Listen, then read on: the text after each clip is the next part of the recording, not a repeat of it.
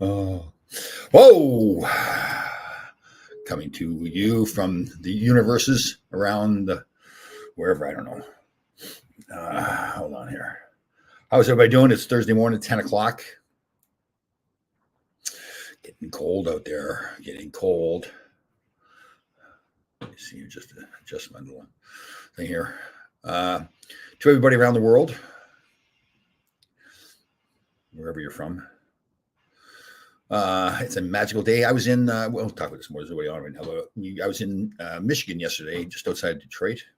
Interesting concept. Got some guys, be careful I don't say too much, but some guys wanting to put on some charity alumni games. They want to use the original 6 teams, obviously Chicago, Boston, Toronto, Montreal, Rangers, Chicago. Yeah, it's a good one. And have like a series of games. So go through some details. There's some legalities, obviously, because copyright infringement and all that kind of stuff. But it's really interesting guys. Really, I do a lot of stuff for good charities. So they brought myself in, Frank Simonetti, former player with the Boston Bruins. He now runs the Bruins alumni. Really intelligent guy. We were speaking yesterday. He's a really sharp guy. And then a couple of young guys, one from Montreal, one from Toronto that runs their alumni, and then a guy that runs the Red Wing alumni. So it's interesting because all the alumni have different structures to them. In Rangers' case, it is run by the Rangers. What do we got going on here? And in other cases, it's the actual players themselves or somebody else that runs the alumni. So like if Frank Simonetti's case, him running the Bruins alumni, he still has to coordinate things with the Bruins. Like the Bruins allow them to use what they call it, the spoked B or whatever, the B, which is important. So they obviously trust him that they're going to do the right thing because that's their brand, and they're careful to protect that brand. What else is going on? So in there, it was like, okay. So I haven't flown much lately. I'll tell you what, that's an aggravating thing to do. Goodness. Deb, how are you doing? How's everybody doing? Where is everybody? Where is everybody? Goodness. All right. What else we got going on here? I'm trying to think. The book is moving forward. What's today? November 30th. Oh, I guess everybody, probably most people on Facebook have seen the post by Barry Beck. And we actually direct message each other, and seems like he can't really tell over messaging, but it's a tough day. Well, I guess it was, Hong Kong time was, I guess it's still November 30th, but that was Brock, his son's birthday. And he's got his medical issues now too, so he's got to go in for surgery the first week of December. So a lot going on in Barry's life. So I think it means a lot to him when people message him and leave comments. So, Deb, I didn't see. Is that the hit that he had? I didn't know that if he got a penalty on that or not. But that hit that he had, the kid coming to the front of the net, man, or is that against? I can't remember who that was against, but I didn't see the high sticking penalty unless that was hit. That he had a big hit. I think part of it is like when Trouba hits people, like it is big hits. So I think the referees may overreact a little bit. They want to show the other team that, because what happens very often, we've talked about this before, once there is a big hit, today's players feel like they have to jump in immediately to defend their teammate. And I get it. I love the fact to defend their teammate, but we've talked about how I think it should be something that they more careful with the players themselves. Like in the other team, the guy that gets hit, say, okay, we'll get you back. Yap at him the whole game long. And but I think the referees, and I understand it, why they may overreact a little bit and try to control the game. That's it. What else is happening in the world? I'll tell you the best. Okay, I want everybody to get their opinion here. The best airport for restaurants has got to be Detroit's airport. Oh my goodness. I went to a PF Chang's there last night. Oh man, I had a couple hours before my flight left. Had the honey glazed salmon. Oh my goodness. Yeah, that's pretty good. Lorraine, how are you doing? It's getting frosty out there too. It is getting frosty. I think what I'll do on Sunday's meal is maybe make that lemon chicken. They had like a bed of like vegetables, like spinach and mushrooms and everything like that. And they gave me a bowl of white rice to us, and I dumped the white rice in there. Oh, mix it all together. That was a good meal. Like usually, like in airports, you're stuck getting like McDonald's and Burger King. And they had all that, but they had some good restaurants too. Really good stuff. Where's everybody here? Oh man. What else we got projects? Oh, so the Roscoe Mountain Resort, that's moving forward. That's pretty cool. Our good buddy Mark Puttenvink is going to be involved in that as well. He's really knowledgeable about all of that stuff. I was in, so Deb, where was I in Detroit? It was just outside Detroit. Was it Romulus? So Romulus is where the airport is. Livonia, that area. Yeah, it was. I lived there for 5 years. I lived in Bluefield Hills, and like a lot of cities, like depending where you are, like a real difference. Like we were like really nice big homes, and then where we were yesterday, more homes, like smaller homes spread out. That's the one thing you do. You go back to the Midwest and you realize, like here around the metropolitan area, everything's just packed together, right? All the homes, and it goes from one town to the next. You don't even know where the borderline is, but there it's a little bit more spread out. Again, just go back to the Barry Beck thing. I do really think, and I think a lot of you guys do this already, but it's really important. And I learned Barry, I'd like to reach out to him. He's going like in tough time, all the stuff he's gone through. He lost his mother, the son, the Mark Pavley situation, now his health. So, yeah, really important that we stick with the big man, the big Bubba. Man, he's a funny dude too. When he played together, I think I told the story where there's one game I'll never forget. We played in Washington and we were losing the game. And I don't know if he and I ever said anything to each other, but it was kind of like there's a mission to just run everybody we could on the other team. And Frank Brown, writing for the Daily News, wrote the next day that Barry Beck and Tom Laidlaw played like linebackers. I thought that was so cool. He said that because we tried to hit because it didn't matter. We were losing the game, so we just kind of sending a message. But we were in warm-ups one time, and it was funny. Like we were skating around. I think it was warm-ups before the game, or maybe in between periods, and he comes towards me. He'd done this before where he pretends he's going to lay this big hit on me in warm-ups. And he's a big man, right? So I really braced myself thinking, he's gonna hit me. It was all in fun and everything. But I don't think he realized I was going to brace myself that well. And it wasn't like me overpowering him because nobody's going to overpower Barry. So I hit him and knocked him right on his rear end. And he got up dying laugh because we're doing like it's in front of like 20,000 people, and here's two guys in the same team hitting each other. It was funny though. Susan Brooks is here. Susan, what the Trouba got a high sticky penalty? Was that the big hit he made on? I can't remember who it was. I remember we'd seen the highlight of that.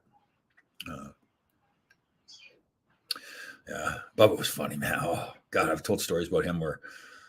Like he's one of those guys too that he's so secure in himself. I think that at least that's the way it appeared, that he's so secure in himself that he just didn't care. He was going to do different things and didn't care, like the working out. Ride Playland, and he would. I think he'd strip down to his underwear or whatever and oil himself up and then work out in front of the mirror. And we all had to walk by him to get to the shower and everything. I think some of the guys were just scared to death. Like, what is this guy doing? So. It was funny stuff.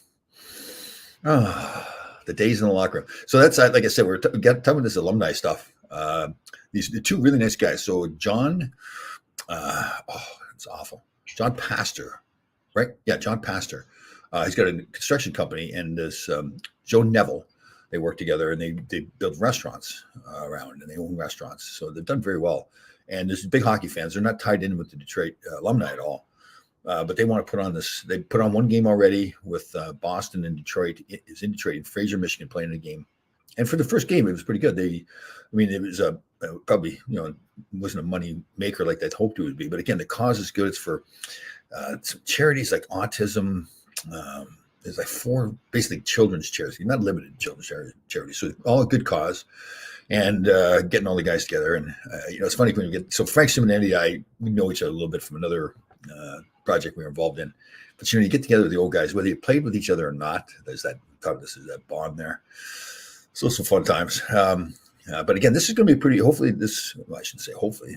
We're going to make this happen where they have this series of games. Just a lot of, again, you're dealing with logos from teams, sponsors and everything. Like sponsors is a great way to raise money for the charities.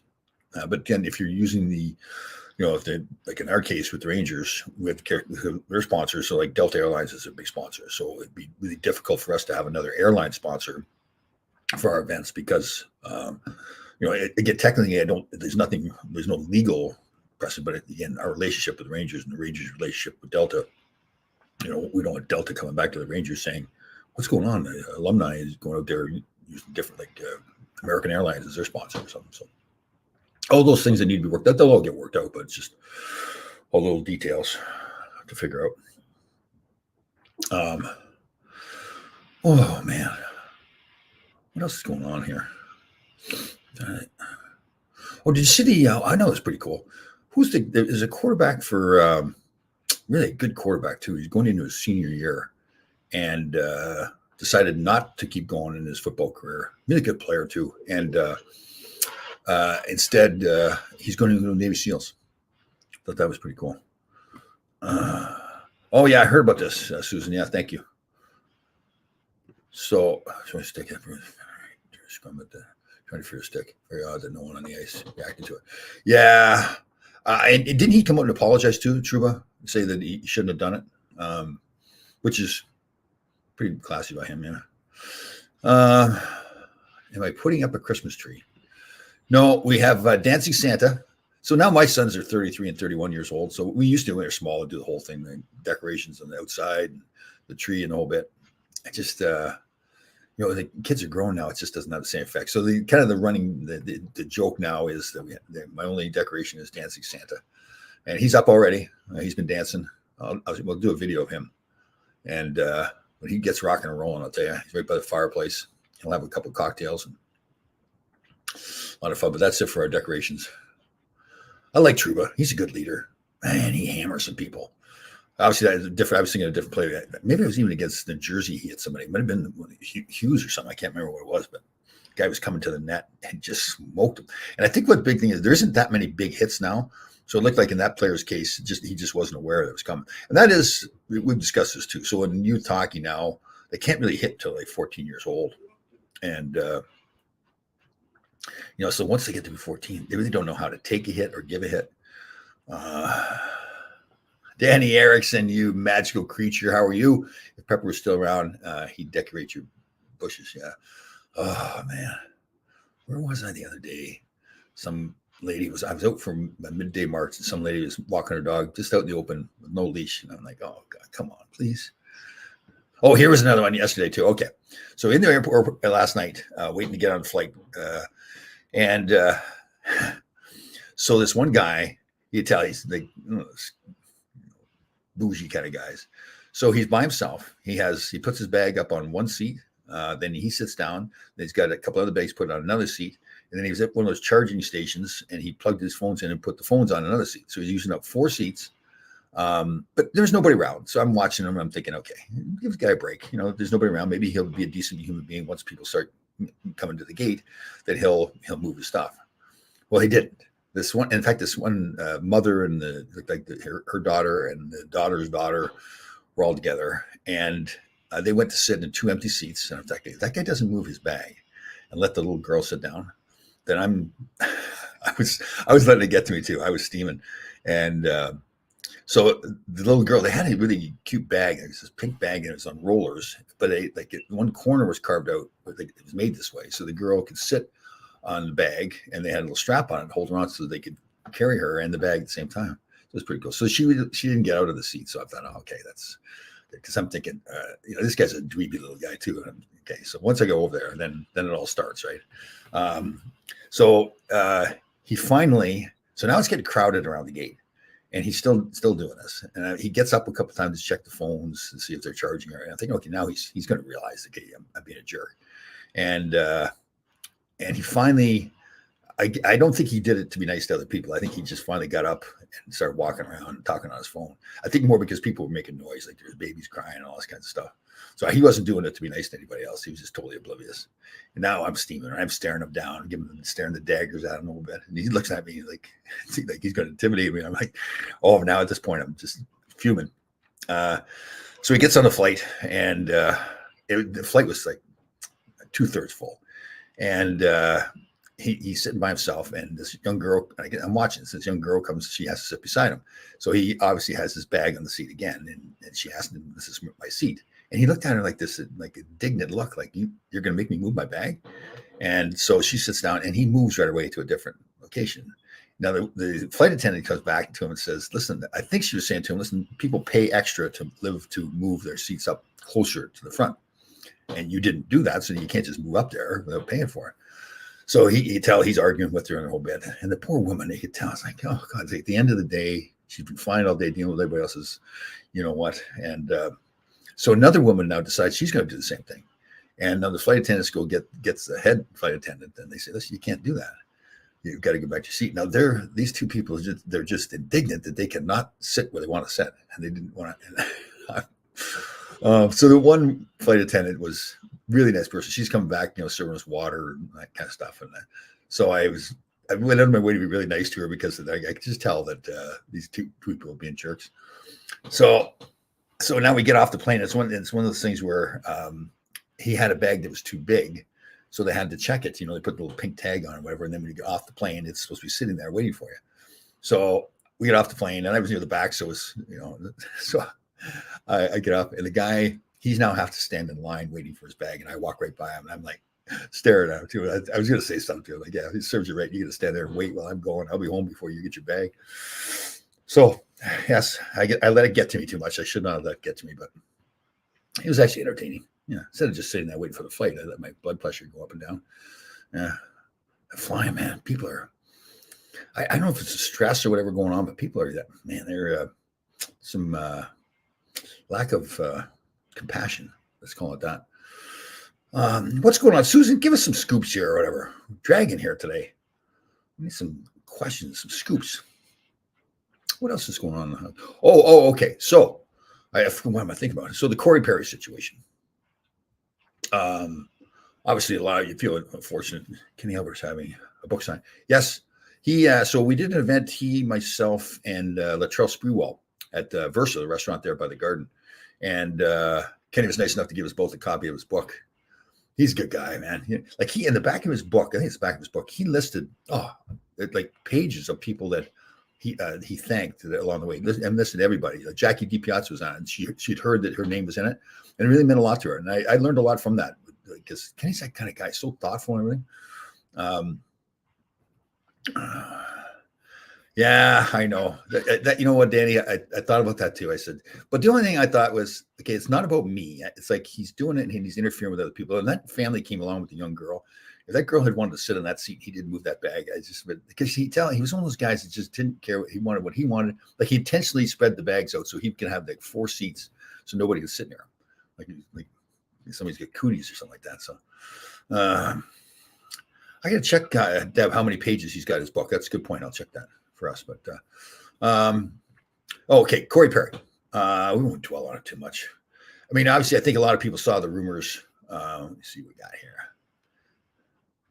A lot of people saw the rumors. Well, I did at first. I was sitting around at night, and a buddy of mine called me and said that the rumor was that Corey Perry had an affair with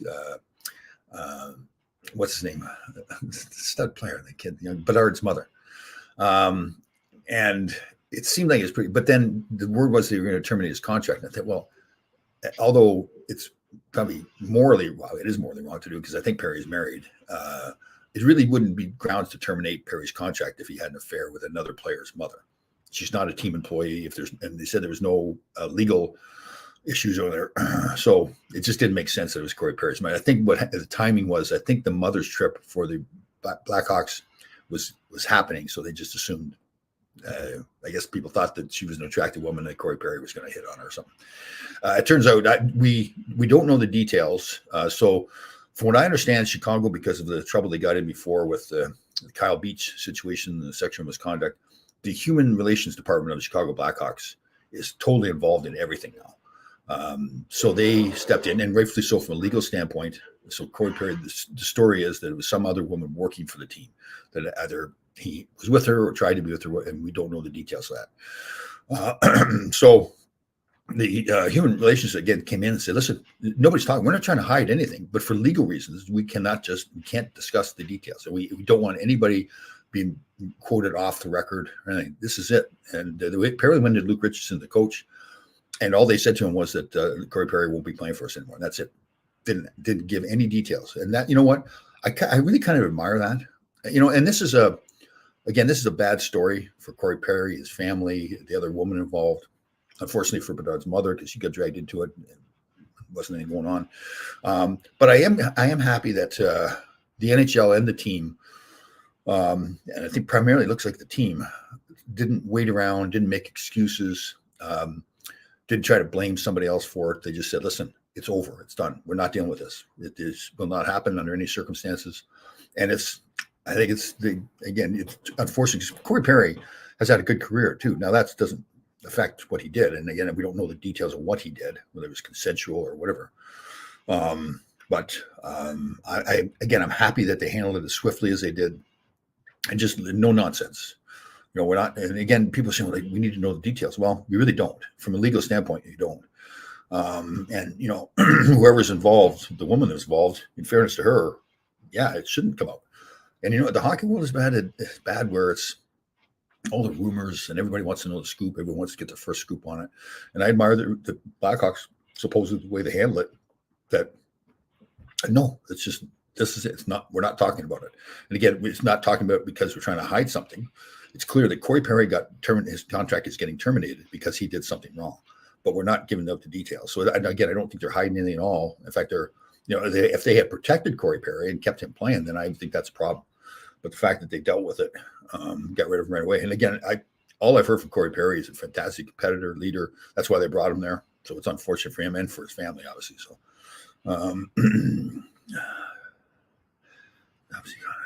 what's that now? Late lunch, you recognize me for my dopey comments. You don't have, well, yes, you have fun comments. What are you talking about? I think that is accurate. Again, it came to light when they're on the road trips. I don't know if the person was on the road trip with the team or whatever, or then it was disclosed when they're on the road trip. They were in Columbus, I think. So again, bad story, but I mean, if I look at the team, the way they handled it, I don't think they could have handled it any differently or any better. Like they dealt with it right away. There's no excuses, no blaming anybody else, no trying to hide things. Again, they don't have the right to disclose. It's for legal reasons. They can't disclose the details. So, both the Rangers and Bruins played poorly in their next games after Saturday. It shouldn't happen like this, Susan, but I think, you get up for those big games. Like, okay, let's say we played the Islanders. You're just so amped up. It's different than a regular game against, let's say, the Los Angeles Kings. They're not a rival. Bruins and Rangers both know there's, two of the top teams in the game today. So you get and again, like people say, well, for like a game 7 in the playoffs, do you prepare differently? Well, no. You've got to prepare the same way every game. But given that, you can't deny that when you're playing, like, I hate to pick on like the Columbus because they're lower in the standings. When you're playing them, you don't get as fired up as you do when you're playing against a top team. You want to prove that you're as good as anybody else. Everybody's on a roll. So the next game's out after that. It's like, it shouldn't be that way, but it's inevitable that you don't have that same level of being amped up. And again, it's not like you're doing something different. It's just the nature of the beast, let's say. So, but that is the way it is. So the Corey Perry thing, it's just so unfortunate with so many ways, right? Again, it appears that Chicago has done the right thing to protect the person working for the organization, so she doesn't get involved. Again, we don't know the details. And to be honest with you, I hope we never know the details. In fairness, like, that's the stuff that I love the NHL, hockey, and everything, but it's a rumor. I don't think I only know the NHL, so maybe the other sports are the same way, but it's a rumor league, right? Everybody wants to know the first scoop, and I don't blame reporters and everything, because that's their job too. It's a big thing to be able to get the first scoop on what's going on in the situation. And in this case, I hope it never comes out. I hope it's that whatever, again, you look at Corey Perry and his family, and I believe he's married with children and everything. And, he was wrong. Apparently he's done something wrong, but still he has a family. And they should not get dragged into all that. So yes, unfortunate stuff. He's had such a, I don't know how to say this probably. It seems like he's been such a team guy and everything too, but he clearly made a mistake, and we'll see. But again, you know what? Because I was critical of the Chicago Blackhawks before, like the Kyle Beach thing. I remember the owner of the team came out at a press conference, and he just, he was really rude about the whole thing. I had heard that in the Kyle Beach thing, the team just did not believe that it actually happened. And again, that's just here I am spreading rumors, but it's talking about everybody shouldn't do that, but that was the word. What else is happening? Kenny Albert's having a book signing. Yeah, what a good man. Oof, he's a good guy.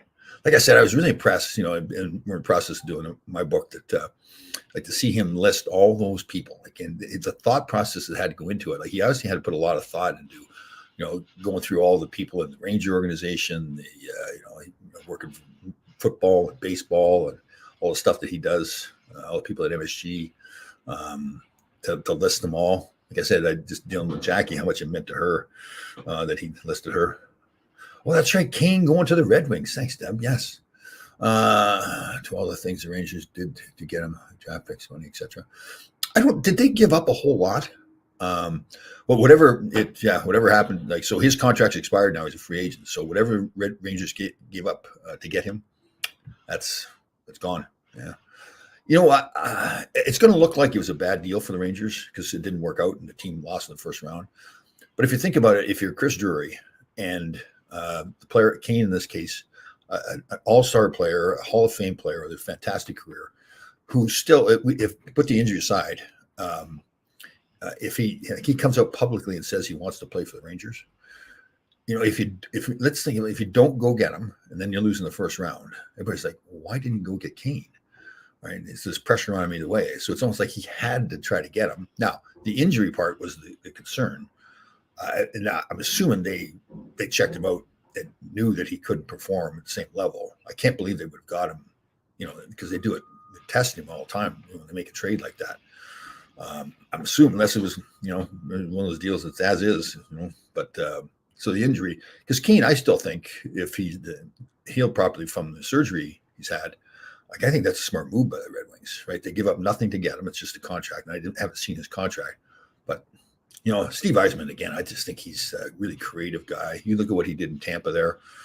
I think he's smart. He's building that team the right way. So you add, it's kind of the only way I'd be surprised a little bit is getting a veteran player like that at this stage of the development of the team. Typically that may be later on, like maybe a year or two down the road. But the thing with Kane too, when he was younger, he got some trouble off ice, stupid stuff, like not tipping the cabbie or whatever it was.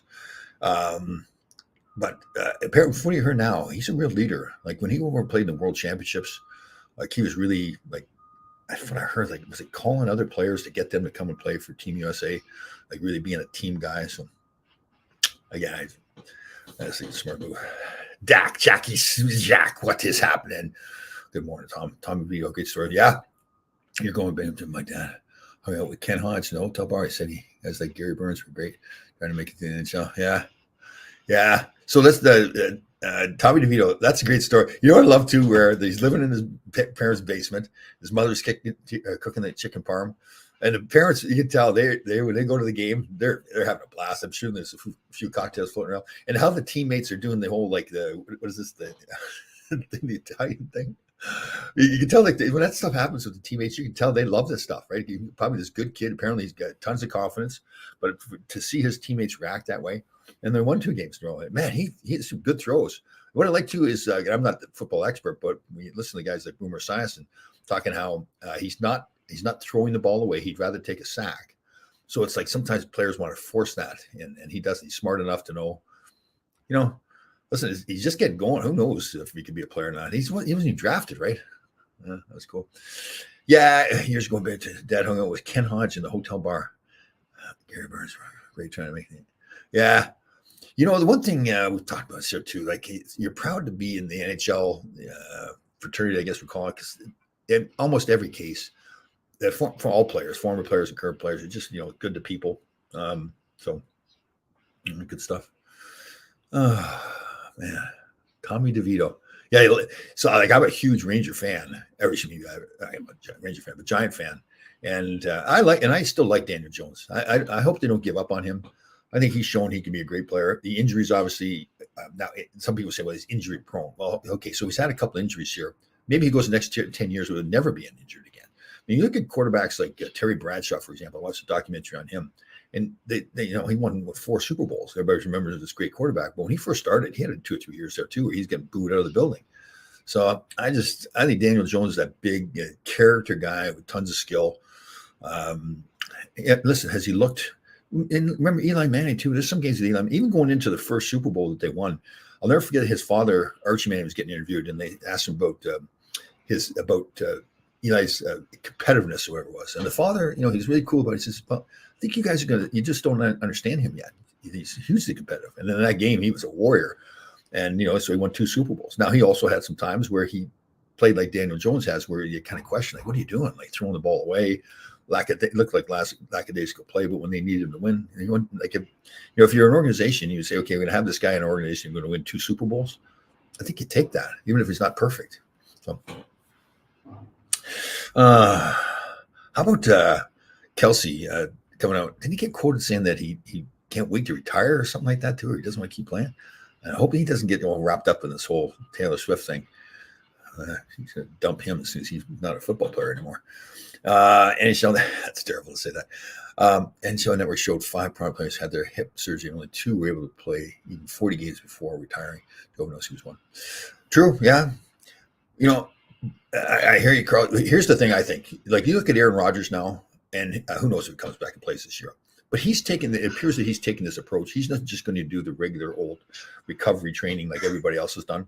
He's really going to, he's going to reach out and say, what's a different way that I could, get back quicker. And I hope Kane has taken that attitude and I think he's a proud guy, and he can't be too happy with the way it ended there with the Rangers. Again, look at the great career he had with Chicago. What, he won 3 cups, I think, there. So hopefully he's going to a good organization. I'm sure, like Steve Yzerman, I'm sure, being part of that organization. That he's a really class guy. Yzerman, it seems like, and he want to be playing for what he's putting together. So I would hope that again, it's different surgeries now as science progresses. They learn new things, how to do stuff. The recovery, like even as much as the food you put in your body and all that kind of stuff, really make a difference. The exercise. And I'm not a huge believer in all this stuff, but like there's the cold baths, and the science shows all the things it does, all those different new things that are coming out, what a difference it makes them. Dougie DeVito, what is happening? Yeah, let me see here. Kenny Hodge. My dad said, man, Hodge could eat. Larry Matthews was Mark Carter on that team. Oh, cool. He could eat. It's funny.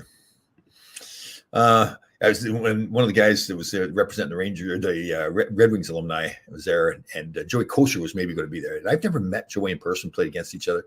And the guy said, "So Joey Kocur said say hello." And I say, "Yeah, I never wanted to go near Joey Kocur when we were playing." I saw a great podcast that John Scott has a podcast. He's pretty good, and he had done George Laraque. And I think Laraque was kind of exaggerating a little bit, but he was talking about how scared he was, fighting people when he first came up.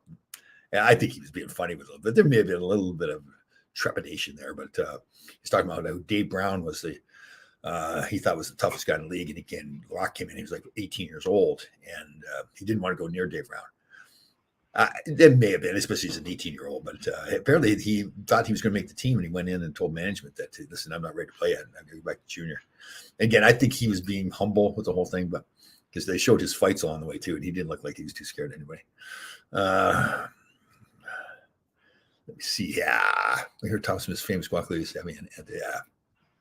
Here's the deal. So Tom Smith, the producer of the Full Chains podcast, that you guys can listen to on any podcast platform. Please like, share, and comment. See how I got that plug in there.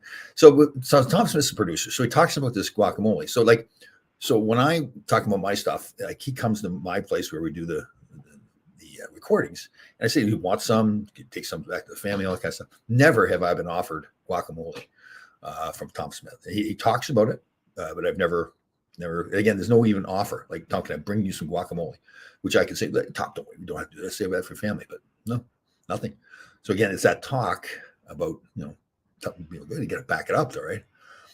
Let me see. Yeah. I think that's why having team doctors, dentists, and trainers on full change. Yes, that'd be a cool idea. Yeah. Oh, I could maybe get the old train Jack Smith. Yeah, Jack Smith was our trainer. Yeah, that'd be cool to get them on. Good idea, Deb. Yeah. Or I could get Miller the Driller as our team dentist. Yeah, he was a funny guy too. He'd be a fun guy to have on. A lot of good stories. Yeah. Yeah. Do you remember being in a game where a 4-minute penalty for high sticking is negated because the player did it to himself? Crowd went nuts last night when replay shown, and because the Rangers got the call. I have. You know what? I've never had in our day. I don't ever recall a penalty being recalled. I think it's a good idea if it can show without wasting time in the game that he did it to himself. There has been times where I've told a story about Al Secord where he got a 5-minute penalty for high sticking me, and it was my fault. I had come in behind him in front of the net, and I didn't want to. I was going to knock him down, but you kind of push their knees forward a little bit, and they lose their balance, and then you kind of easier to move them out of the front of the net. And I did that, and his stick flew up and hit me in the face, cut me. I felt bad. I apologized to him too. Like he felt like he was looking around like I didn't do anything. We did have a time. Who was the player? Young player for the Bruins. Mike Bilberry was coaching too, and he went to shoot the puck into the net. It tore my skate or something like that, and the puck came up and hit him in the face and cut him. The referee and Bilberry starts yelling that I had high sticked him. So the referee, he didn't really know. He called the high sticking penalty. That I don't ever recall. It being recalled at all. You could call the referees later on and say, listen, you're going to look at the replay. You're going to see that was a bad call. And you're doing that to try to say, well, the referee kind of owes you one. And I've had referees apologize. I think we talked about it. We had played a preseason game I was with the Kings, and the guys trying out for the U.S. Olympic team. Tony Granato was on the team. And he was a nasty little guy. And he high sticked me, I'm pretty sure. And he broke his stick, and it was in my lip. And there's splinters in my lip. And the referee didn't call. It was Terry Gregson, never forget. And he didn't call a penalty. And I skated over to him. I kept my composure and skated over. I says, Terry, it's pretty clear that he hit with a stick. There's splinters there. And he looked at me. He goes, Tom, I'm sorry. Because the play had already gone. I think he didn't see it, so he technically couldn't call it. But once he saw the splinters, and it's a preseason game. And I can't remember who the coach was of the U.S. Olympic team, too. He came over to me and said, Tom, I'm sorry. Because, it's an exhibition game. But Tony Granato was we played together, and I love the guy. He's a fantastic guy, but he was a nasty guy. There's no question that was on purpose. So, Billy Contradidiac, how are you? I'm doing good, brother. Doing real good. Jack Smith. Fans knocked him because he wasn't in the Ravens, but his hands were so bad. Oh, yeah. His hands were terrible. Yeah. Yeah. He was a tough dude. You know what it was with him? It's that he had that big right hand, and his goal was to knock you out. He, how he did it, but it was like his name was Colton Orr. Like if he got you with that big right hand of his, like you were going down. Like he hurts people. So when you fought him, like you could fight him, but then you're thinking like a lot of times you would fight people, you don't really fear getting hurt that much. There's more of your pride involved. You don't want to lose. But yeah, he was tough. I heard he's a good guy too. Yeah. All right. So I'm Mickey Redmond yesterday too. We're going to get him on our Full Change podcast on the grind line. Yeah. Said Schultz and the Miners, Buffalo. Did he say? Oh, that's right too. That's right. Because I played against Schultz and he was with Rochester. Was that Buffalo's farm team? Oh man, that was funny. That was when I first came pro too. And it's like there's so much going on when you first turn pro, where it's like the stuff that's happened. So I'm Mike Backman. He's a tough little guy. Excuse me, Schultz was carrying the puck up the ice at the old New Haven Coliseum. And Backy kept slashing him, hooking him, everything. And Schultz is like, I'm Dave Schultz. I fought everybody in the world. Now I'm here in the minors, and this little guy is hounding me. And Backy, you tell, he was getting a charge out of it too. And finally Schultz turned around and was going to shoot the puck. I think, did he shoot the puck? Or he pretended he was going to shoot the puck at Backy. But by that time it happened, Backy was right between Schultz and our bench. So Schultz is lining up to shoot the puck, and if it missed back, he was going to come right at our bench. We were all ducking and hiding, and it was one of those things I'm thinking, what is going on? Like, you can't, first I'm playing pro hockey, and this happened. So fun stuff. Mike Backman, he was a good little guy. I watched some old games that he was on. Man, he was a good player too. Remember him and George McPhee and Ron Duguay were on the line together? And he could, he was that grinding guy. I was surprised he didn't play more, because he was that guy, a good teammate and everything too. He really grinded it out. Man, he's a tough little guy. He went back down. Apparently, he had a scrap against Kotze in New Haven. I was talking to old Danny Clark. You guys remember Dan Clark? He's more in the miners. Great guy, though.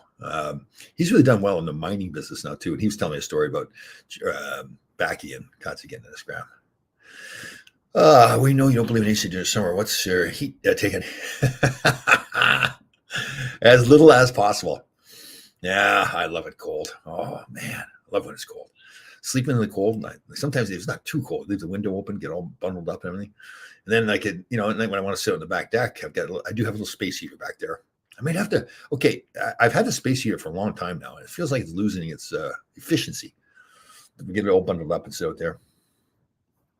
Yeah. Guys like Mike Mack never got a real chance as Ranger who had to endure. Oh, don't say endure pretty well. It's just different players. And I hear you coming from. The old school players or fans and everything too would have liked, Backman and Connor a lot more like tougher guys and, grinding out. A lot of this, okay, so when Herb Brooks came along, he had a different style. Like we talked to this before, my first year in the league, we went to the semifinals. It was like, we had a tough team. Kotze, Eddie Hospodar, Barry Beck, lots of guys. Dukes could fight, Gresh could fight, everybody. And then when Herbie came in, he wanted a whole different team. It was Rob McClanahan, Peter Wallin, all those guys. It's not like Peter Wallin. It's not his fault. He's just a different style of player. But he really good team guy too.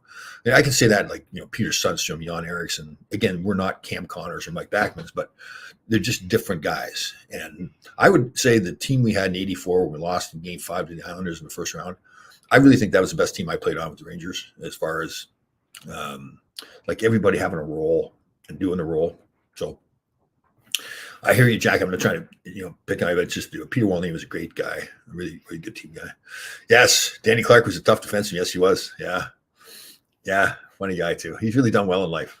I see him every once in a while. We had done some business deals together, or trying to get some business deals done together. Really sharp businessman too. Like he really, in that mining business, really knows the numbers and everything. So, what is? I don't know. Trying to figure out what this one is. This comment. Well, we won't put that up there. Yeah, we don't know what that is. What we got here from Carl Becker? These guys are for New Kids dress. The cup. But didn't Joey get his name on the cup as well, or maybe not? Huh. The other one too, Milan Lucic. And I hate. Like I don't know if I should feel. In Milan Lucic's case, apparently it's domestic violence too, and that's just awful. I don't know if, and again, I don't know details of that, so I have to be careful, but I just feel terrible that, because in the most national hockey players, it's just that kind of stuff it's really taboo for all players. Like you guys don't really want a guy like that in the locker room if that happens. Apparently, I think that's the second time with Lucic too. So again, there's family involved and you don't know the details, but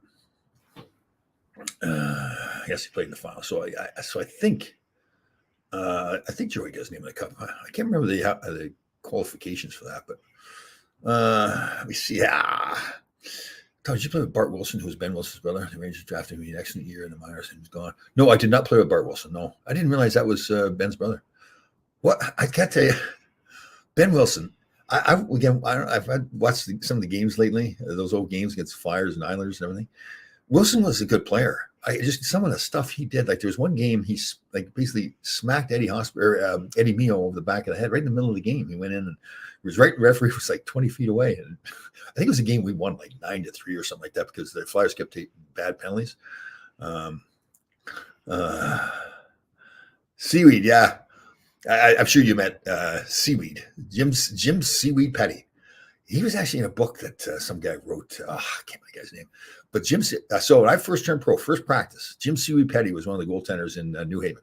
So I'm going out on the ice for my first practice, and Jim Seaweed Petty is sitting on the bench with a stick upside down. He had made a sign. I think he was number 31 or whatever it was, and he had a sign saying "local number 31 on strike." He was sitting on the bench, wouldn't go on the ice for practice, and Parker McDonald was the coach, and it was funny. It was no big deal. But these are all the things that would happen when we first turned pro. Like, because you're always wondering coming up, what is pro hockey really like? Like, what do the guys drive? How do they dress? what's it like in the locker room? It's so different or whatever. It's no different than college and junior, and they find out. But when that kind of stuff happens when you're first there, you're like, what? This is pro hockey. But again, that was in minors too. It was 1979, 80. So a lot of different stuff going on. Yeah. Chris and I had a show a few years ago, and started with Nicky that he from beating up Ben Wilson, what a jerk he was. Nicky laughed, and Nyland said that he hated the guy.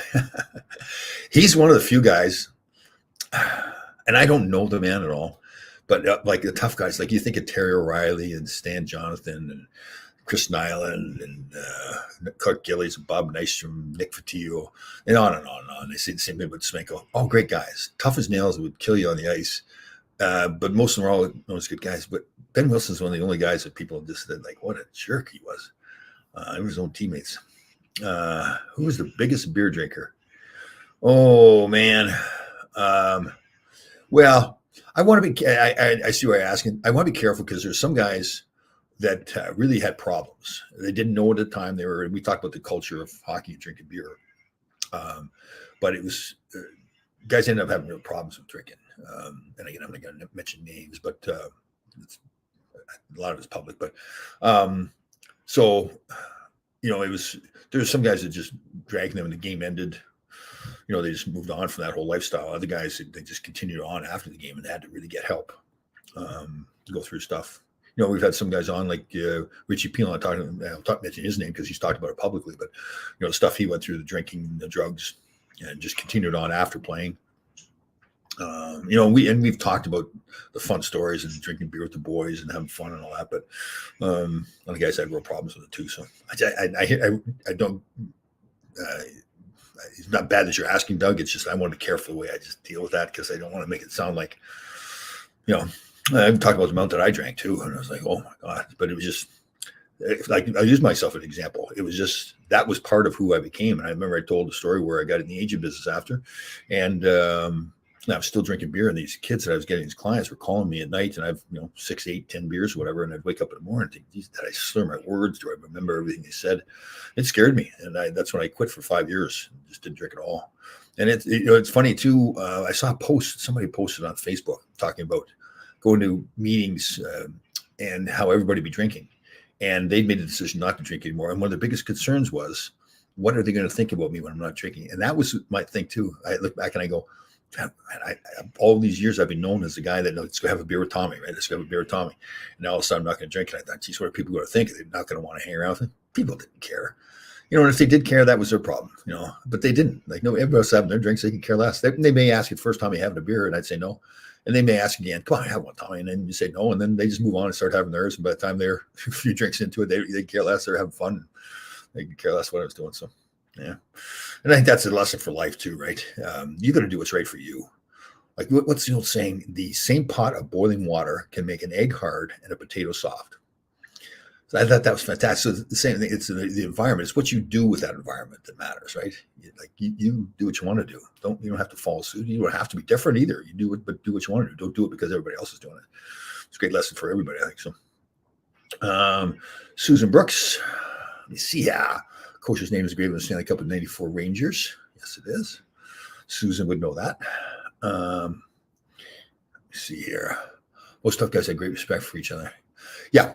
Well, you watch Barry Beck and Clark Gillies play against each other. I mean, they didn't back down from each other at all, but you could tell it was like, okay, you don't hurt my teammates, I won't hurt your teammates, and then we're all fine. And they're again, Gillies is an example. Great respect for all players. You see out there, you didn't think that while you're playing, but if you're an NHL player, Clark Gillies would treat you with respect. Well, he treats everybody with respect. He was just a good man. So, thank God everybody got help. Well, not everybody did, though, Dougie. That's the problem. There's still a lot of guys that are hurting. But a lot of guys do get help. And unfortunately, sometimes they have to go through tough times before they get that help. Again, I'll mention names because people talk publicly. Chris Nyland's like that, too. He talked about how he reached rock bottom and finally got himself help. But, yeah, there's a lot of stories of guys that they just keep on living the hockey life. Nyland, J. Miller, Nicky are all buddies on this book. Dave Smenko, love Nicky. Yeah, I know, right? That was a funny thing because when you play, This most more guys. Again, I talked about John Scott and George Larac, saw their interview. Most of them will say they didn't like fighting at all, but they had to stay in the National Hockey League. And it's like I wish I had known that when I was playing against them, because they sure looked like they liked it a lot. But there's some guys that I think Chris Nunn said no, he did like it, and there's others like Darren Langdon. He's more like, it's just what I did. But funny guys. All right, everybody. It is Thursday. Let's make sure we're taking care of each other. I talked to the father that's involved in that shoulder check. Unfortunately, they lost their son, but that's a great project. We're going to do some charity stuff with them. Again, that's that shoulder check project. You can look it up online. It's a great thing. So the actual Dave Maloney did a great job with this charity game that a lot of the Rangers played in back in the summer. And it's literally, go to people. There's 3 sayings. I can't remember what it is, but actually put your hand on somebody's shoulder and say, listen, are you okay? Do you need help? I hurt you. I can't, but there's some saying. But the bottom line is the shoulder check is actually to reach out to somebody, physically touch them and say, listen, are you okay? Do you need help? So let's make sure we're all doing that. Again, we've got the 988 hotline, which is for suicide and mental health disorders. Those are professionals, but let's make sure we're really doing a good job of reaching out to. Again, the holiday is a tough time for a lot of people with mental health issues, missing people. Let's say they lost a loved one or whatever, they're going through a tough time. So as much as this is a happy time for a lot of people, we've got to make sure we help others out there too. So everybody have a fantastic weekend and make this a magical day.